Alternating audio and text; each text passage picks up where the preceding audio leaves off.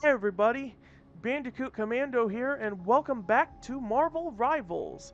Last time, I read Jeff's second lore story, The Song of the Symbiotes.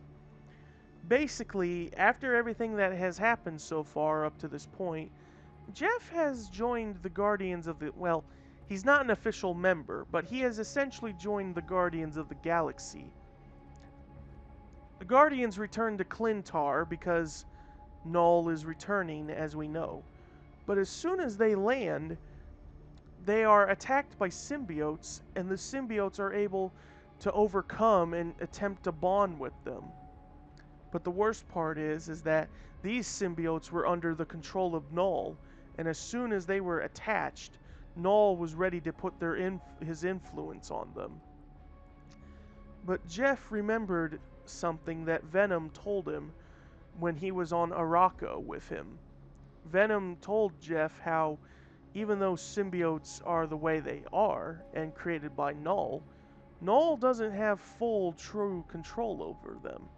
They all have a personality, and it's possible for a symbiote to break free from Null's influence.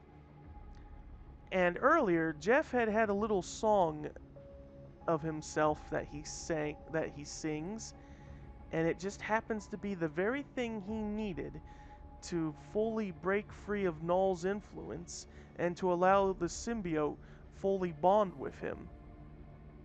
And from there, realizing what to do, Jeff's able to sing his song again, but louder. And this allows the other symbiotes that have possessed the Guardians to break free from Null's influence and to stay bonded with them in order to prepare for the coming battle. Very nice indeed. This also means we're probably going to get symbiote skins for Star-Lord and Mantis, which I'm not too surprised by. So today, this is it. We're going to read Jean Grey, Phoenix's lore story.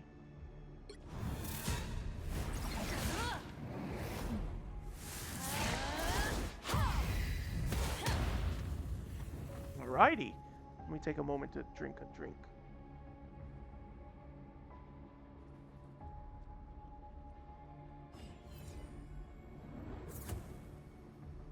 That's better. Why is this can sticky on the sides? Oh, I think I think I might know why, but nothing I can do about it at the moment. Okay, Jean Grey. So that means she's not married to Scott, or at least this version of her is not married to Scott. Original X-Man Jean Grey boasted immense psychic power even before becoming host the unbridled Phoenix Force, embodiment of life and psionic energy across the universe. Now aligned with this ancient cosmic power, Jean and the Phoenix traverse space together, burning bright as both a spark of creation and inferno of destruction. I only have the default skin here. Wow, what is this color? The Return of Jean Grey. That is a neat coloring. Oh wait, I shouldn't really look at these. I need to see for myself later. Jean Grey. Wow, the Phoenix didn't bother to put a signature or anything? That's rude. An Omega level telepath and telekinetic, Jean Grey was already one of the most powerful mutants on Earth. Her bond with the Phoenix Force, a cosmic entity embodying creation itself, made her one of the most powerful beings in the universe. Even before bonding with the Phoenix, it is true, Jean's power almost rivaled, if not surpassed, Charles Xavier. And the same can go to Emma Frost. Jean and the Phoenix left Krakoa before the time stream entanglement struck. Their journey took them across the galaxy, saving countless civilizations. Sensing an unusual disturbance in time and space, Jean and the Phoenix decided to travel to Clintar to eliminate the darkness at its source. Null, the King in Black. Across the universe, the trial of Jean Grey and the House of Macran? I'm going to assume the trial of Jean Grey will be basically Jean will be at the Council of Krakoa and has to. I think she's a member of the Council. Anyway, across the universe. The Phoenix gently soared through the empty void of space on wings born of cosmic flame. But as the primal force of creation journeyed valiantly through uncharted regions of the cosmos, the mind of its mortal host, the Omega-level telepath called Jean Grey, was adrift amid thoughts of her home planet, Earth. It had been years since Jean had left her fellow mutants behind on Krakoa, traveling to the far reaches of the galaxy to share the Phoenix's spark of creation with worlds in need. But even though it had only been a relative short time, especially when compared to the Phoenix's epic lifespan, it still felt like an eternity since Jean had last seen her old friends. At first, she had maintained her telepathic rapport with her par amour, Scott Summers, as a way to retain a bit of her own humanity. But that bond was suddenly severed when a temporal storm ripped across reality. After that unfortunate event, try as she might, Jean could no longer contact any of her allies on the living island she had once called home. It was as if they had simply vanished into the time stream, and not even the all-powerful Phoenix could find any traces of them. Despite all evidence suggesting that the X-Men were lost and gone forever, Jean never gave up faith that her mutant brethren would one day return. And finally, years later, that spark of hope within her had ignited into a flame as bright as the Phoenix Force itself. Just days ago, in the silence of deep space, Jean was shocked to hear a familiar voice echo in her mind. There was no mistaking that it belonged to Magneto, and it uttered a phrase she had longed to hear for ages. "To me, my X-Men."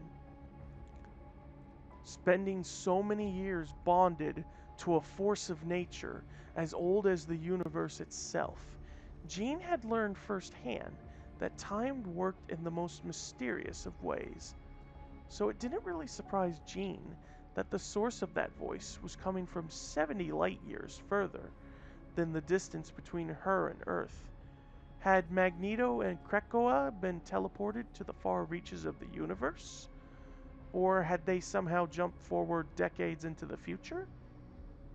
Jean didn't know, but she knew she had to find the answer. Reaching out across time and space with her mental powers, Jean was soon able to confirm her suspicions. Somewhere in the future, Krakoa had finally returned, and along with it, many of her dearest friends.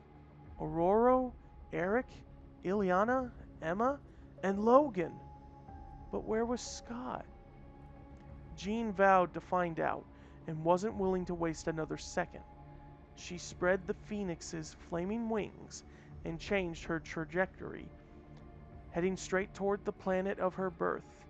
But the universe, it seemed, had other plans. Before she could make any progress towards Earth, the Phoenix alerted Jean of an impending crisis on the other side of the galaxy. A massive star was dying, and it was up to the Phoenix to revive it before it was fully extinguished. Billions of lives on the surrounding planets hung in the balance, so a proper welcome home for her mutant brothers and sisters would have to wait just a little longer. As soon as the Phoenix reached the fading sun, both Jean and felt an icy chill ran through them. They could immediately tell that this star wasn't dying due to natural causes. Its brilliance was being snuffed out by an external force, almost as if a dark, unseen hand was trying to crush the star's light within its grip. Jean had never felt anything like it before, but the Phoenix had, eons ago. There was a dark god, born at the dawn of existence, who had sought to extinguish every flame in the cosmos, from the stars to the Phoenix herself. He called himself the King in Black, but others knew him as Null. As the Phoenix spoke Null's name, Jean could feel her partner shudder, and that made Jean shudder as well, since she had never knew anything akin to fear in the Phoenix Force before. But she knew that she couldn't let fear stop them from their current mission. There were innocent lives on the line. Without hesitation, Jean dove into the very heart of the sun, calling upon the full fury of the Phoenix to reignite its plasma. In the process, the dark tendrils that had ensnared the star were incinerated. In a split second, Jean had saved dozens of inhabited worlds, just as she and the Phoenix had done together on so many occasions over the years. But there was no time to celebrate. If Null had indeed returned, the Phoenix warned, then a single star system meant next to nothing compared to the death and destruction he could cause. If Null had his way, every species in this reality would soon be on the brink of extinction. Jean Grey wasn't about to let some self-proclaimed king unleash his reign of terror on the universe. The Phoenix agreed, telling Jean about Null's last known whereabouts, the world known as Clintar. What was once Null's greatest creation had ironically become his eternal prison when his own symbiotic offspring trapped him within the planet's core. Since the universe hadn't already been completely shrouded in his darkness, it was likely that Null was still there, subtly,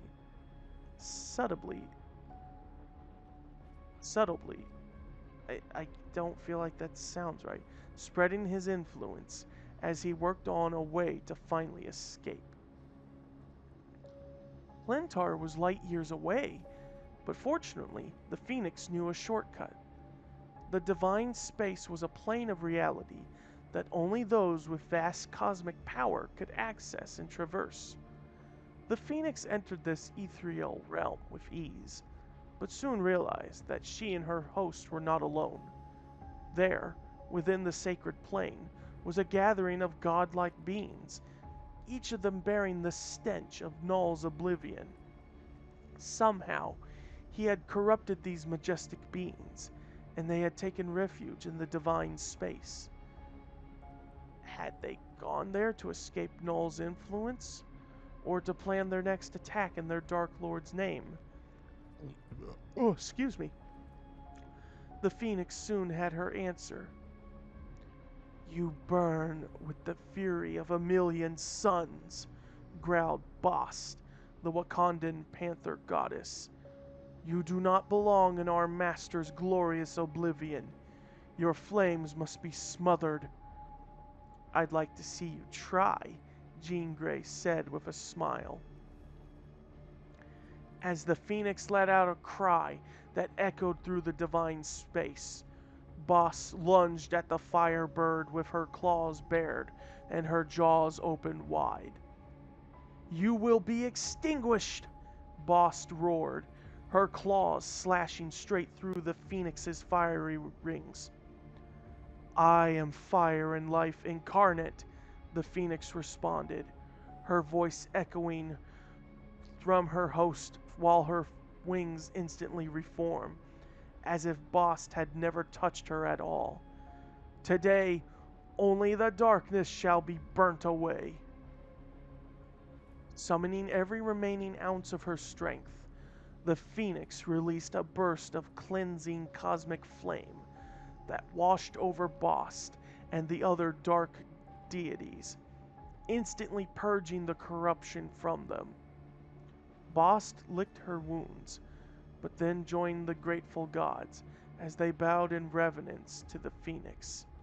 Reborn anew, they departed the divine space to return to their home pantheons. Well, at least we know Bast has been cured of Null's influence. Jean Grey and the Phoenix were now alone and exhausted. Either of their recent acts of heroism would have been more than enough to diminish their powers significantly, but performing both of these epic feats back to back had reduced the Phoenix's dazzling flames to a mere flicker. If they had hoped to reach Clintar with enough might to take on Null, Jean knew they needed to rest and recover. Luckily, the divine space was more than just a cosmic shortcut. This realm was also teeming with primordial forces that would help restore the Phoenix to her full glory in no time at all. As she floated in this peaceful plain, Jean closed her eyes and let her mind drift once more. But this time, she wasn't sensing her friends back on Earth. Instead, thanks to the strange energies flowing through the divine space, she found herself catching a brief glimpses of the past, the present, and the future. A strange image formed in her mind, as real as anything she had ever experienced before. She was enveloped in a flood of scarlet energy, a raw, chaotic power that seemed to somehow simultaneously oppose and complement the Phoenix Force. She could feel the Phoenix fighting against it at first, but eventually embracing it. The two forces reached a perfect balance, condensing into a burning scarlet crown that perched on Jean's head. Jean's eyes shot open, and she reached up. But even though she could have still feel the weight of the scarlet crown, it was gone. Even so, Jean knew that this had to have been more than just a dream. It was a vision of what was to come. And though she didn't know exactly what it meant, she had a feeling that she would find out soon enough. Jean didn't know how long she had been lost in this dream state. It could have been mere moments or countless days, but in that time, the Phoenix Force had thankfully been restored to full power. Without a word shared between them, they exited the divine space together, leaving a glowing trail of celestial fire in their wake. They would have to reach Clintar soon if they had wished to stop Null, and they would have to hope that no one with motives less than noble than theirs reached that world before they did. Well, I hate to tell you, Jean, but somebody had beaten you to the punch way before. I have this feeling that Null probably knew this would happen, which is why he called out to Hela. But alright, that is Phoenix's lore story. Growing up, I was more used to Jean Grey as that. Just Jean Grey, not the whole Phoenix stuff. Like, the Phoenix stuff to me is more of a, oh, it was just a sort of cosmic entity that she had to contain because it was, as good as it is, it can also be evil in a way. But over time, they slowly have made Jean Grey more embracing of the Phoenix role, to the point that yeah, Phoenix is one of her aliases. Although I still would just prefer to call her Jean any day, really.